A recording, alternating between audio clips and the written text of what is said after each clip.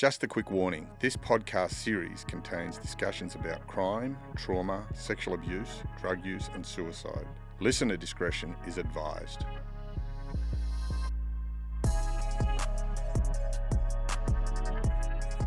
Former professional freestyle skier turned content creator, also known as Australian King of Cannabis. I don't know about that. Will Stolk, welcome to the Stick Up. Thank you very much. Mate, I'm stoked. I was listening to a couple of podcasts that you've been improving. Man, you're an interesting dude, brother. Yeah, I guess you could say that. No, you are, man. I just kind of dabble in a few different, few different things. You've done so many, such diversity of things in your life. You've well-travelled. Mate, tell us a bit about your upbringing. So I grew up on the Northern Beaches in Sydney. My parents were super into, they were running these quite famous Mexican restaurants. They opened their first one in 1988, I think it was. I was when I was one. Long fucking complicated story. Mexican back then wasn't popular. Yeah. So for the first 2 weeks that they were open, they door knocked from Narrabeen to Avalon, offering people their first meal for free. And we won Best Mexican in Australia a bunch of times, and it was pretty fucking iconic spot, right? And then when I was about 10, my grandmother died under scrupulous circumstances, and she had a heart murmur, and she had to take these pills to slow down her heart rate. And the pill that she took, she was meant to cut it in half, and she took the whole pill, and she died. And you can look this up, it's actually quite a freak story. A day and a bit later, when they do the coroner's report, the cops went in to take her rings off her in the morgue, and she sat up. And she wasn't dead. Wow. So her heart rate was so low that it couldn't pick it up on the heart monitor, right? Yeah. And so then the female cop, from what I got told, I was like a little kid, had to take 3 months off because she was so fucking mortified, right? Anyway, so my dad had this full mental fucking breakdown. They were going to do a big deal with CCs, similar to what Old El Paso did before that. Yeah. And they were going to do salsa for Weight Watchers, and they were on the brink of doing all this bullshit. And my dad was working fucking crazy hard and just, burning the candles at both ends as he does, or as people do. And then he had this full epiphany, and we ended up moving to Switzerland because he used to live there in the 70s. He's like a national champion water skier, and then he started getting into snow skiing. And he met a dude in 1976 pulling T-bars in Smiggins. He was a James Bond stuntman. And he was in Her Majesty's Secret Service. Imagine that, just that interaction. 70s was fucking sick, man. That place, the Northern Beaches, was popping. My dad was homies with Michael Hutchins, and the Eagles guy used to live there, and there was a lot of bohemian shit. My dad's mate, who was a big weed dealer, he used to bring all the Thai stick in and all the hash. And Bruce Cornwell, was his name Snapper? No, I wouldn't tell you his name. I wouldn't incriminate him. No, but anyway, so this dude, he used to, he's quite a famous Northern Beaches character. And he had a double-decker bus, and he used to travel around Australia showcasing surf movies that he made, that other people made, on a big projector, and then have it on and that's how he used to run all his drugs around. Let's just talk about Northern Beaches. I think of the Royal Antler. And Midnight Oil talked about a pub that was over there in the Northern Beaches. Really, that's before my time. More so the Rock Lily in Mona Vale, because that's kind of. But Sydney's so segregated. There's so many little microcosmoses. Oh, for sure. You know what I mean? I was a bank robber. You're talking my areas. They were all because all them banks over there had more money in them than the banks in the western suburbs. So all the banks I robbed were from North Sydney to Hornsby, and apparently I'm accused of one at Brookvale, but I know nothing about it. Know nothing about it. How did you get into that? That's an interesting profession. I like it. Just my idols growing up in Mount Druitt were bank robbers, so I just thought, I wanted to give that a cut. But sorry, mate, I didn't mean to interrupt you. No, that's fantastic, because one of my favourite movies is Two Hands. And then love Two Hands. And Brian Brown. Oh my God, bro. That's what an iconic movie, bro. That's an amazing movie. Yeah.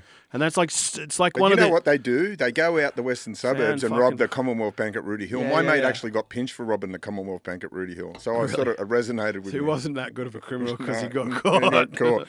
No, I'll just tell you a little story. He worked for St. Mary's Tyre Service. He robbed the bank, and he had St. Mary's Tyre Service shirt on with his name, Reg. Reg Austin. If you're still alive, Reg, much love to you, brother. That's a fucking hilarious. But, mate, you mentioned the word bohemian, and it was... Man, I can remember my first time going over to Newport Arms Hotel. Yeah. As a kid, 17. There was one of the heaviest motherfuckers in Sydney. His name was, do you know who Tim Bristow was? Yeah, the private Tim detective. Bristow yeah. was, no, before that, Tim Bristow used to play for New South Wales for rugby. Yeah. And he was the fucking hitman for a lot of gnarly people. Yeah. And people used to come to the Newport Arms and fight him because he was so well renowned. Yeah. And he had a boat. He had 2 houses, right? He used to come into my parents' restaurant, and my dad used to drink Jack Daniels with him at Lucky and Pep's in Newport, which is this it's open till like 4 o'clock in the morning. Because when I grew up, my parents had restaurants, so we'd go out for dinner. We go out for dinner with them on a late night, at midnight, and we'd like watch stuff. You know, like that's. Hospitality lifestyle is a little bit of a different... It is. It's a different world, isn't Kelly it? Slater used to come into my parents' restaurant, and Leighton Hewitt, and like all sorts of fucking random motherfucking people. So it was like a very iconic place to grow up. But who were your role models growing up? Who did you just sort of aspire to be like? Richard Branson. And I had one of my dad's mates that I went and stayed with when I was like 10. He used to own Timberland Europe. And as in the clothing brand? Yeah. So he imported it he was the first dude to set it up in Europe, and then he sold it back to him, and he worked for him for probably 10 years, and he was the boss of Timberland Spain, and he was the boss of Timberland France. So pretty highfalutin dude. He started with ski shops. He used to live in the 70s with my old man's mate. And he ended up being Richard Branson's financial advisor. So I got to, he's an interesting character. I read his book, Losing My Virginity. What a great read. Yeah, fantastic read. Who else? Probably Kent Kreitler and Who's Seth Ken Morrison. Kreitler? They're like pro skiers. And then... But in Europe, skiing is like massive, isn't it? It's like... Yeah, totally. Like everyone, people over there are synonymous. That people know because the valleys, the population of the people live up in the mountains. There's little cultures of it. Like in Switzerland, there's 5 national languages. There's Swiss French. Je parle très bien français. Je grandis en France. That's 2. So Swiss German, Swiss Italian, and there's another. It's only 4 languages. There's another one called Swiss Romand. And there's only 23,000 people that speak this language in this certain little fucking... And they speak all 5? They probably speak Swiss German and Swiss Romand. Yeah. But their little language is in this one town in the middle of this fucking mountain in the middle of nowhere. And that's existed in Europe for That's romantic. Fucking it's not a very nice language. But it's romantic, really. When I think any language except for English is fucking romantic. I got a mate of mine, Bruce Snapper Cormer, who's the biggest hash importer. He got pinched for 16 tonne. Tried to sell for personal use, but unfortunately got found guilty. That's a big hash habit. That's a big smoke. So did he work with Howard Marks at all? Oh, him and a bloke called Ian Saxon. I've heard that name before. Ian Saxon was a rock and roll promoter. He got pinched for 10 million in his garage at Coogee. Really? What a gangster. Is this guy still around? Yeah, he's in New Zealand. Ian's a big fan of what I'm doing. I know he listens. I love you, brother. I was going to honour you. Ian brought out Billy Idol, Bon Jovi. He was him and what a gangster. Michael. It's so easy. Yeah, he was just the most fascinating man I come across in jail. And he was, oh man, I could listen to him all day. And you know what? So did he do blue collar crime? Is that what he did? No, he was an importer. Oh, he was an importer. Okay. He got pinched for 15 tonne of hash. He's another one tried to say he was fucking Rastafarian, but didn't work. Delusional much. But man, it's pretty gangster though. Let's talk about how did you get into snow skiing? So what happened to my grandmother? Then my dad. Then we ended up moving to Switzerland for 6 months after he had this kind of epiphany, mental midlife crisis, whatever you want to call it. Life short. So he had 3 restaurants. He got someone else to run them for him. He came back to Australia probably maybe 4 times over the few months that we were there. Maybe 5 months we were there. And I just basically went skiing. And I didn't go to school for 5 months. And my dad took me skiing on the first powder day. I'd probably been a few different times, maybe 10 times before that. And he just didn't wait for me. He just left me there. And I was like 9. He just left me. Off you go. He just totally left me there. And I just didn't give a fuck. And he's like, don't go here and here. That's like avalanche danger places. And just... fucking learn. And then the rest of my family came over. My 2 little brothers, my sister and my mom. And And then we just fucking became a shred family. And then after that, we lived there for like 3 or 4 years, and then we moved to Canada. Where was that? Switzerland? Is that your Verbier in Switzerland. Yeah. It's like. And how'd you go with the language and that at such a young age? I never. That's like an international resort. It's like living in Whistler. It's like everybody speaks English. Yeah. Like they speak French in a couple of the French shops, but in general, it's more of an English speaking resort than it's all expats and shit like that. But it's the freeride capital of Europe, along with Chamonix. What's Chamonix? Chamonix is the gnarliest place on planet Earth. Is it? Well, tell me about Chamonix. What makes it the gnarliest? Chamonix is at the heart of the Alps, and on the backside is the Mont Blanc Massif that goes down into Italy. Yeah. And it's the highest mountain in Europe. It's 4,810 meters, I think. Wow. And it's kind of like that's at altitude. That's at altitude, yeah. Yeah, and there's probably maybe 15 ski resorts in the whole valley. The best skiing in the world, you reckon? When there's snow, it's definitely as good as it gets. Yeah. So it's pretty hard to. Me personally, I like Russia the most because there's not that many people. But if you want sheer mass and access of lifts, there's lifts that go up, and there's the Guida Midi is built into a rock spire, and then it looks like a James Bond villain headquarters, and you come into the rock, and then there's you go across this huge bridge, and then there's like a fucking 300 belay into this couloir that people ski, and you go into the next rock spire, and they've built When you say rock spire, can you explain what a rock spire is? A rock spire, like the into the rocks of the side of the mountain is like a cave. It's drilled. There's like a huge. They've dug it out, and the lift goes there, and then there's a bridge, and then there's another lift that goes right through the rock.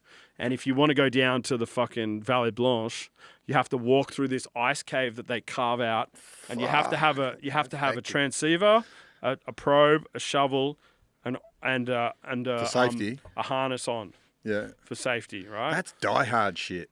Yeah, but it's like just normal there. It's not. It's just normal. And in like America, there was a huge thing in the 80s of like people suing ski resorts, and then in the 90s, and that's why they banned doing inverted airs on snow. And I want to talk about these sorts of things. Like, I've got a mate called Magic Matt Cole. He was a freestyle motocross rider, and Matt Cole. I know who that is. Yeah, he's from Newcastle. My parents used to own Fusion. Yeah. Remember Fusion, the car audio brand with the aliens? We sponsored the Krusty Tour, and Robbie Madison's one of my very good friends. Yeah, well, Robbie Madison and him, so it's 6 degrees of separation here. So I know Matt and his missus Mel are big fans of the show. I remember that guy, actually. But he was talking about, I want to talk about these freestyle jumps, because motocross riding and freestyle skiing are the same thing in my eyes. You've got to have the balls of a mountain goat. Big mountain skiing, definitely, because you're skiing on... You're like free riding, so you're in the mountains, you're skiing powder, you're like going down big rock faces, and like it's not like a park is pre-built. So you're just hitting the same jump over and over, so you can get good at that. Like when you ski, like say you're filming and you're filming when you're heli skiing, you're like, back in the day, you'd take like a Polaroid photo of it, and then you'd like look at it, and you have to like pick your line choice, like via... What, from a heli ski? No, from the because you look at the venue from the top. Yeah. So you're looking up at the venue, you take a photo of it, and then you get helied up to the top of it, and you got to ski it, right? And you've never skied it. Jump out of a helicopter. Basically, yeah. And so you never skied it before, and you don't know. So you take the helicopter, you take the Polaroid photo, and then you pick your landmarks, and you try to ski the line in order to be able to follow the landmarks, so you kind of have a sense of direction of where you're going. It's very fucking hairy, man. Yeah, it's pretty gnarly. Like that cliff could be. But you're not guaranteed it won't avalanche on you, too. No, of course not. But you try to manage your slough. So like where water flows is where snow's going to go. So there's terrain traps, and there's like, so you'll ski the spine, and then you might do a turn there to like let that slide, and then you'll come. You know what I mean? You'll manage your slough, as you're doing it. So what's the biggest height you've skied down from? Probably the probably the top of the Guida Midi. That's like 4,800 and something. 4K. Yeah, so top of Mont Blanc's 4.8. 4,000, nearly 5 kilometers. But it's a very. How long would that take you to get down from top to bottom? The longest ski run in the world is the Vallée Blanche, and that's in Chamonix. That's the one I was talking about, where you come out of the ice cave. That's 15 kilometers long. Wow. But that's like, the access on, you'd have to look at a photo to understand how gnarly it's. What's the best we got here in Australia? That's the longest run. Oh, not much. Probably Threadbow, top to bottom. How long's that? 7.2, I think. Yeah. Wow. But that's like... Did you were you doing any of the jumps and everything like that? Yeah, 100%, definitely. Now tell me, and I think I heard on your previous, you've done one at 70 foot, is that right? About something like that, yeah. What's that feel like? What's going through your head? It feels so sick. Like, it feels like, especially when you're going really fast. And at what speed were you hitting it at? Oh, it's a hard question, maybe 50... Maybe 45 k's an hour. 45 k's an hour, hitting 70 yeah, foot. because you're going, the downhills are going, you're going reasonably fast. Depends on it's like so subjective. It's a very difficult answer. You know what I mean? Like, it's never the same. So, but when you do stomp a crazy line and you just go boom, boom. I love this your stomach. I love your stomach that goes into your balls go into your stomach, and like if you ride out, like the feeling is like it's astronomically rewarding, and especially if you get it on film, it's a pretty rad feeling, to be honest. It's very addictive, and that was kind of what I was into. I wasn't really into competitions, or I didn't give a fuck about skiing, but I like shooting photos, getting magazines because of the attention, and then I also like shooting video as well because it's almost like an artwork because you got to move, you got to kind of tell the photographer where you're going to go, what you're going to do, blah blah blah. So there's like a process to it, and I dig the creativity of it, and I dig the like tribal, the kind of like the coming of a couple of people together to create something. Do you know what I mean? Like to create a moment or a magazine cover, or there's like a little bit of a collaboration there to be able to get the final result. Especially if you feel when it comes off, but you know, it's fucking very rewarding. It's cool, but then you get addicted to it. Yeah. It's called clip high. What's it called? Clip high because you get addicted to the clip. Yeah. So, but that's how you get broken off, and you're doing crazy shit. You're gonna get broken off. You know, I've broken my back twice. I've blown my knee out almost 2.5 times, which is pretty fucked. Sound like a bull rider.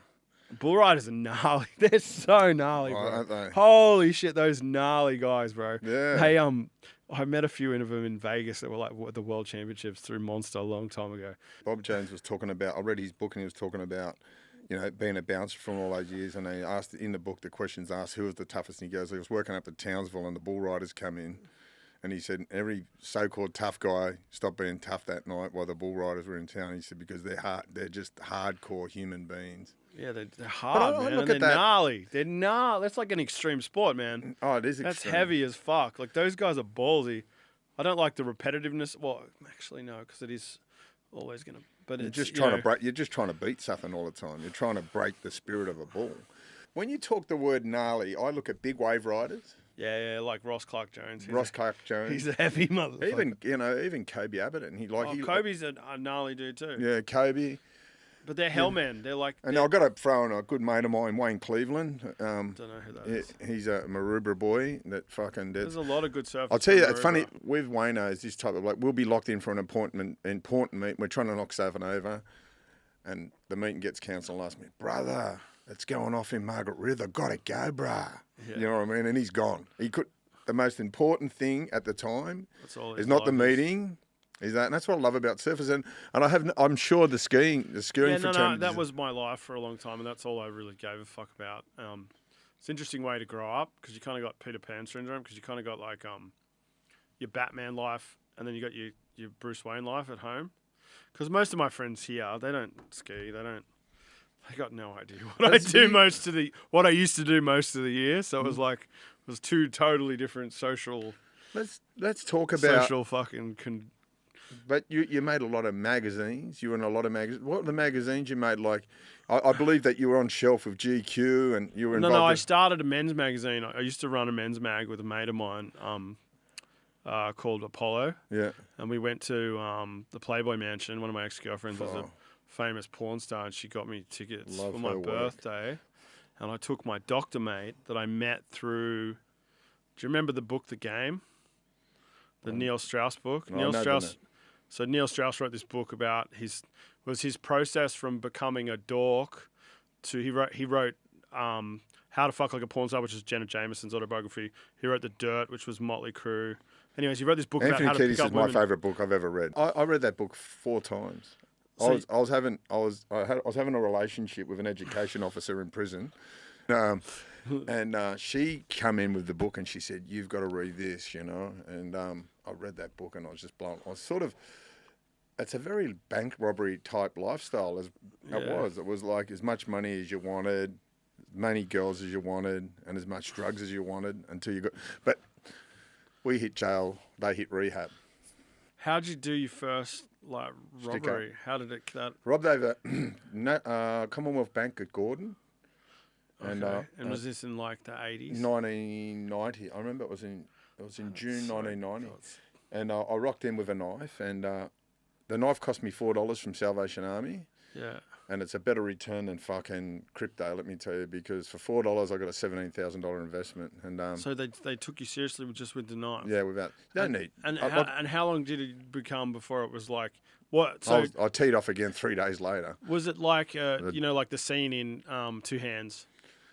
Like yeah, very similar. But with me, I never pointed guns at people. I didn't yell and scream or anything like that. So But it was quite a culture of people doing this. Man, like we were rock stars, man. We were rock stars, those bank robbers back then. That's pretty cool. Yeah. Hey, mate, let's talk about the magazine and how you got into the magazine. And so we went to the Playboy Mansion, and my mate wrote an article for. Remember Ralph? Yeah. So they wrote a 4-page. It's sort of jail porn, Ralph. That was more zoo, yeah. But they basically published a 4-page story about us going to the Playboy Mansion, right? And then they offered my friend this column as a doctor, and he's like, I can't do it because it's against my medical practitioner's license. I have to be anonymous, yada yada yada. So I was like, why don't we start our? He's like, why don't we start our own magazine? So we started this magazine between my photographer mate and my friend, and we did it for probably 2 years. We got to about 15,000 issues in most, but we did it at the end of print. It was a horrible idea.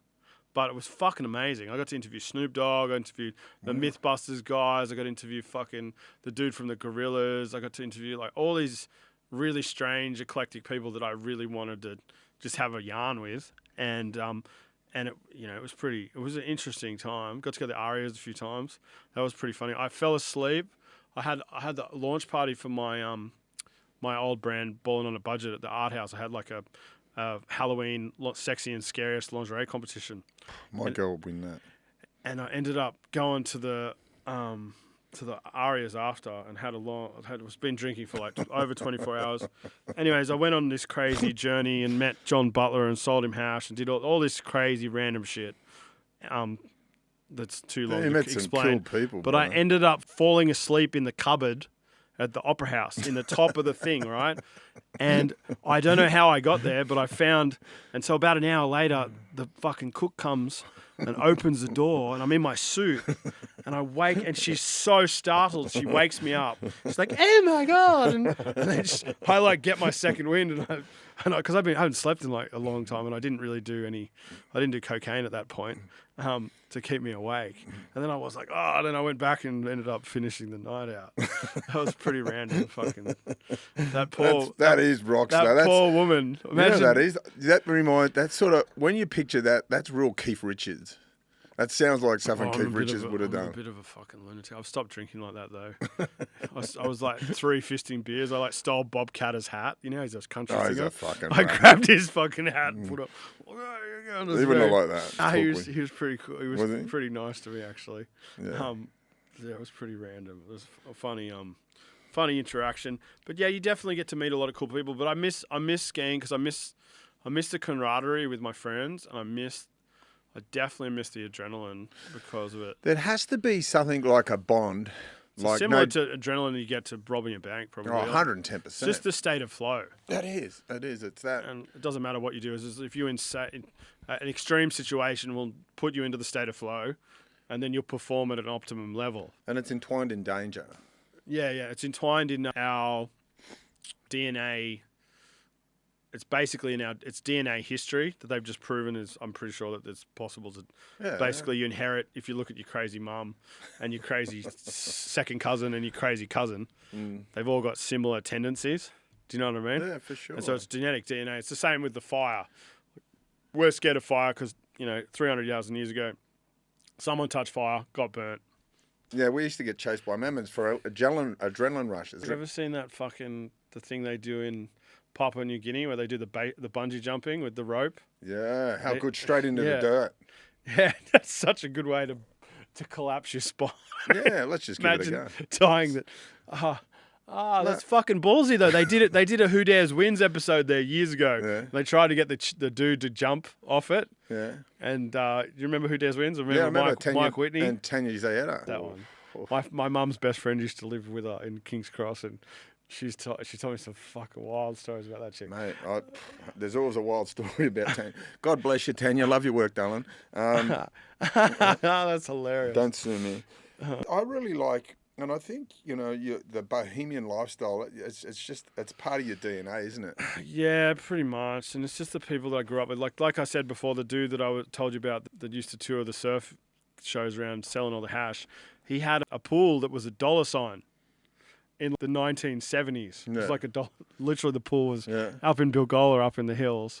No one that's like some Scarface shit. Yeah, Not that this is just... Joe Cocker from the Eagles used to live at fucking Whale Beach and all that. Where Pokies killed pub rock. Yeah. A long time before my turn. I love Whale Beach. Whale Beach is pretty nice. I've never been to Hawaii, but I reckon Hawaii and Whale Beach should be a lot like each other, wouldn't they? From that, when you look at Hawaii's a bit more tropical. Yeah. Different kind of topography, but I'll tell you, I've got a little Whale Beach story. That's where I stole a Porsche from. Whale Beach Road. I stole a 930 twin turbo Porsche. Fucking sick car. And we got chased all the way over, and they tried to open the split bridge at Mossman on us, and we got across it like the Blues Brothers just got across it, and I got over to fucking Cremorne, and they blocked all the roads, and so I went down some little back Really? street. Yeah, That's so cool. But I got sent to jail as a 16-year-old because they wanted to deter us from stealing Porsches. But always had an affinity with those places. I always used to think that was... How'd you guys get there? In a stolen... So you left the shitbox there and left the Peter Brock Commodore there, traded in on a 930 twin turbo. 930 twin turbo, even on today's standards, beat Lamborghinis and that. So let's talk about your business. That's so funny. With the pot, man. I'm interested in it because we're there now. We're nearly legalised. Hopefully. The David Shoebridge from the Greens. Champion bloke. Love you, David. Interesting character. He's trying to get him on here. He's trying to put the recreational cannabis bill through. There's a lot of positive things with it. I think there's a few things that they're a little bit delusional about. One of them is making all businesses in Australia have to be domestically produced, which we don't have the infrastructure to do. Like in Germany at the moment, just for medical, they're probably doing 20% of the turnover of like cannabis, and the rest is imported from Israel, Canada, some Australia, like other countries, yada, yada, yada. And so if the recreational market is going to be 10 to 15 times bigger than that, how are you going to fulfill that domestic production?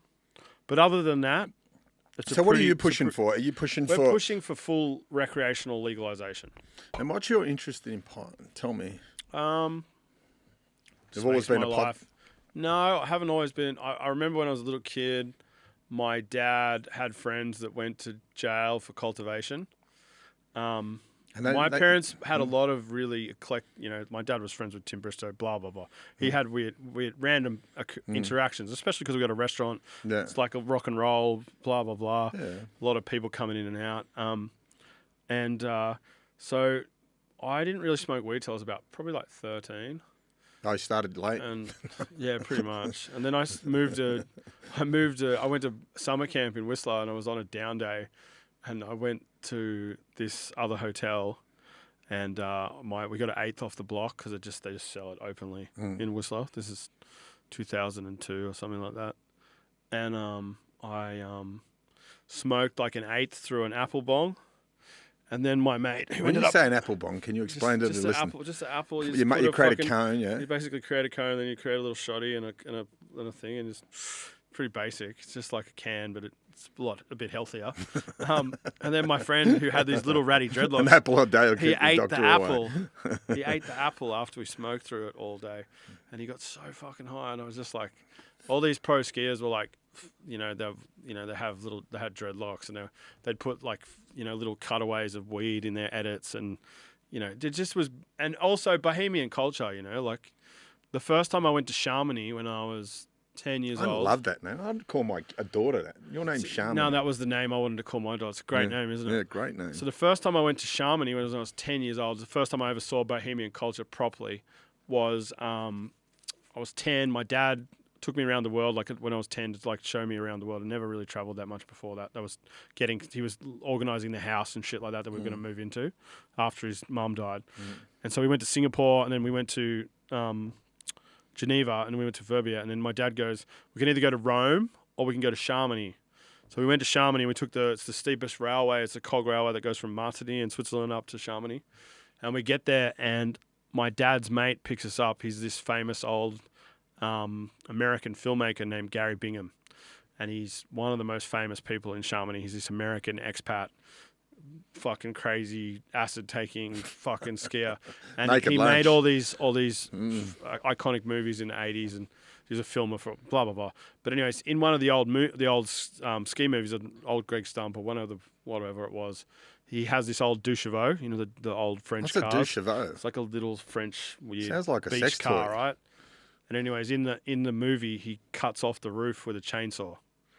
And I rock up when I'm 10, and homie, it's in the summertime, but he comes and picks us up in the deux chevaux with the roof cut off. Cool car. And then we went to his house, and it was probably one of the most impactful moments of my life.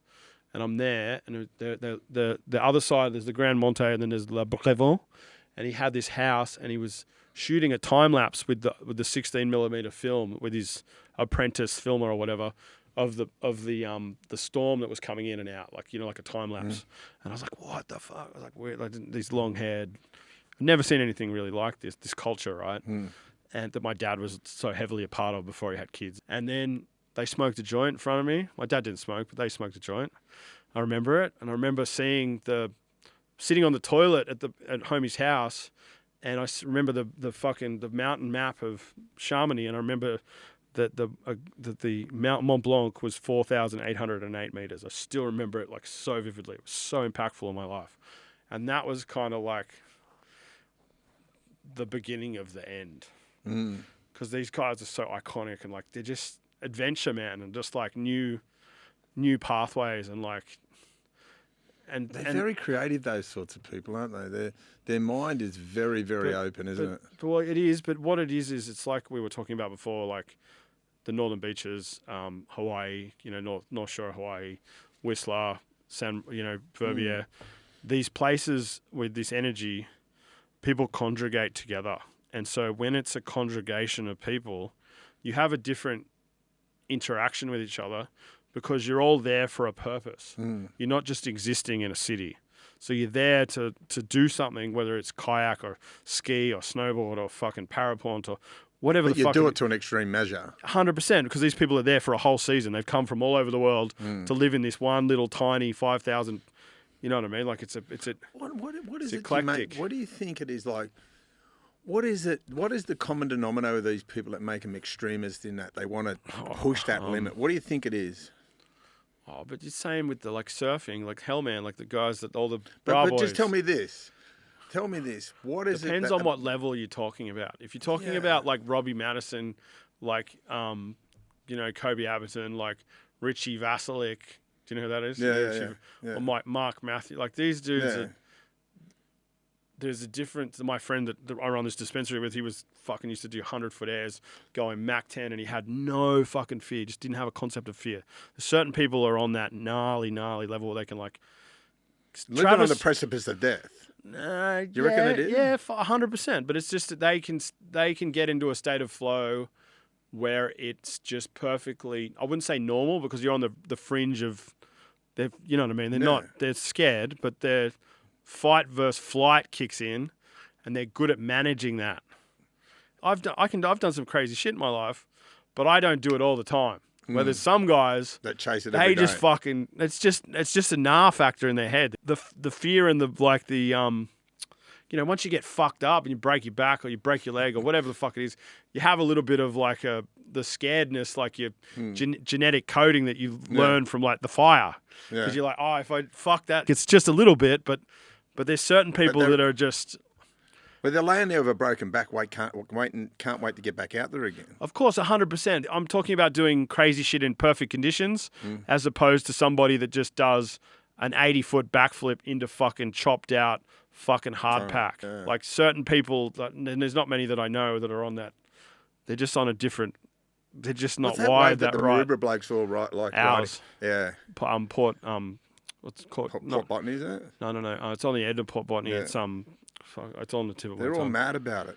Yeah, it's a sick. It was a bodyboarder wave before that. And they could fucking and kill they you. Bashed all the bodyboarders. What do? You look at a wave, or even in your case, a jump, and you go, if that fucks up, I'm going to die. I can't wait to do it. Snowboarding is like a little bit different, but like that's a pretty Cape Salandra, it's called. Who was that fucking iconic ski jumper in the Olympics? Eddie, what was Eddie he? the Eagle. Eddie the Eagle. Oh, that's hilarious. They made a movie about that guy. He was like a aristocratic guy that got into ski jumping, and that's a totally different kind of skiing that I do.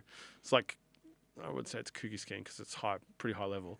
Those guys go like 400 fucking plus feet. It's with those massive, like that's, I don't do that. Like that's a totally different sport. That's like comparing like crocheting to, I don't know, to high-end couture. It just doesn't, it's not the same kind of thing. People say, you ever done skydiving? And I said, yeah, I've done skydiving. And I said, but when you rob a bank, it's a little bit different because you could get your head blown off as you come out. When you're fucking skydiving, no one's shooting at you.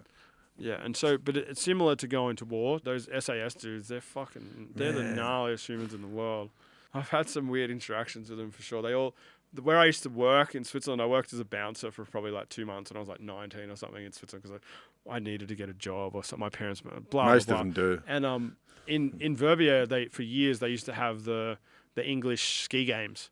So they'd all come and they'd all do like GS and they'd come to Verbier for like 2 weeks over Christmas and just get shit-faced. And they're all like, a lot of them, there's a big group of them that were like SAS guys. I almost got into a fight with one of them, and then my mate that I led into the to the Casbah where I used to work came and saved me. But I met some crazy dudes. Like I met a gun pilot. There was like a Apache helicopter pilot. Ended up hanging out with him, going skiing with him, and having breakfast with him a few times. But it was just like, it was interesting to meet these prospective all different people. Walking lives. Yeah, well, there's that. Like I said, it's attracted to a place because there's something there that is unique. That Bohemian. It is Bohemian, but it's also the location in the world. There's a good wave there, or there's amazing mountains, or there's a ski resort that's just epic. Like it's just, there's a reason that people congregate. There's a reason people go to Bali. There's a reason, like that's that makes this massive melting pot of cultures. Yeah. Which like New York is that on crack. But even New York's one of the only cities in the world. Have you spent much time in New York? Not really. I've spent a lot of time in California. I've got a car in California. I've spent heaps of my life in California. But New York City, not so much. But, people come from all over. Same with kind of Hollywood.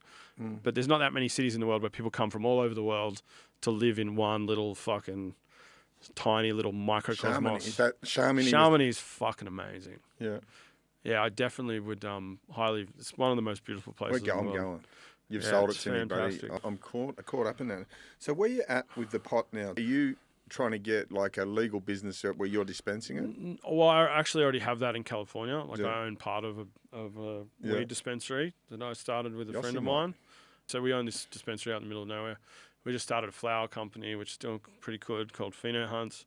But yeah, I'm into pot. It became a big part of my life when I was a little kid. Like I said, the Bohemian lifestyle and just my favorite skiers were potheads. So I identified with it and it made me something different. And like, I really liked that I learned a lot more about it than all my other friends because I was getting paid to be a pro athlete at 16 and traveling around the world.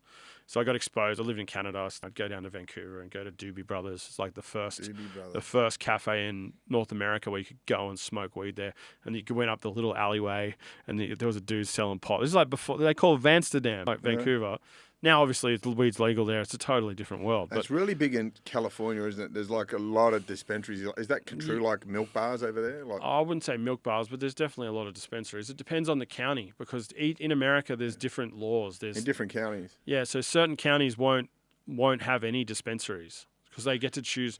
Federal law supersedes state law. So legally, the dispensary that we have, like just to give you an example, because it's not federally legalized, we can't subtract any of our costs from our gross tax report. So you can't claim anything because it's not federally legal, and the tender is going through a federal institution that's a bank. So you can't. Everything has to be cash at these dispensaries. Can't be. Yeah. But everything's M-tracked. So every single item has a barcode which is registered with the distributor, which then gives that information to the California Cannabis Control Bureau. Regulator. So doing the due diligence on a dispensary's taxes is a very long affair. I don't do that. My accountant does that. Shout out to Nicole. She's a rock star. But so there's not that much profitability in it. So you can't ship across state lines. And just to give you another example, so when my friend, how long ago? 3.5 years ago, went to get our cannabis control license, he had to drive from Mammoth to Sacramento, which is the capital of California. That's where Arnie was the governor. That's where he would have held his court. And anyway, so he had to go into the Cannabis Control Bureau with $55,000 in US dollars in cash to pay the state institution the money for the cannabis license, because they can't process credit card or bank transfers, because that cannabis money, because it's not federally legal, is not allowed to go into the bank. And we've lost 8 bank accounts because of it, and you're not allowed to bank the cash. If you bank the cash, they'll close your bank accounts. Sounds like fucking Queensland. Queensland's the biggest place in Australia for red tape. Mike Tyson's got he's heavily involved in... Yeah, he's got the Tyson Ranch, but it's just more so, that's a little bit of different, because that's not dispensing cannabis. That's like a cannabis resort that you can smoke cannabis at. They probably... Let's go to Mike Tyson. I think it's in Palm Springs, actually. He's a fucking legend, that dude. He is, man. But yeah, he's had a lot of, he's probably been smoking weed for many years. I just want to touch on that. Yeah. And I think Mike Tyson is the healthiest I've ever seen him, and he attributes it to pot. Like he said, it saved my life. Calms his and licking the toad. inner demon. Guy's a weapon. Yeah, he's just what he's done, and I can listen to Mike Tyson all day because he's so well read. He is quite well read, isn't he? Yeah, he's so well read. Jeff Fennick should do the hot box. He'd be an interesting character. Jeff Fennick and Mike Tyson on Hotbox recently done RFK, and they got banned by YouTube.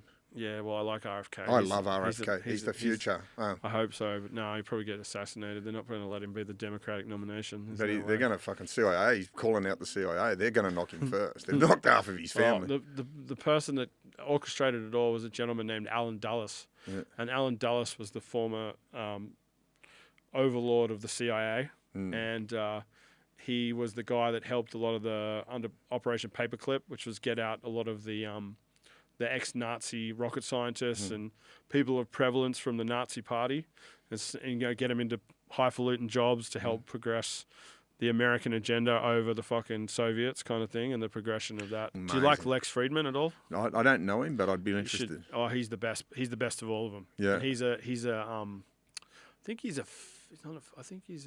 Well, that's a Jewish name, isn't it? Advanced engineer of some description, but he used to work at Stanford, and he was the leading professor on AI and robotics, and he's got a black belt in jiu-jitsu. He plays guitar like a thrash machine, and he's just the most introspective, amazing interviewer that I've ever... He's so poetic, and he's so unbiased in his opinions of how he interacts with people.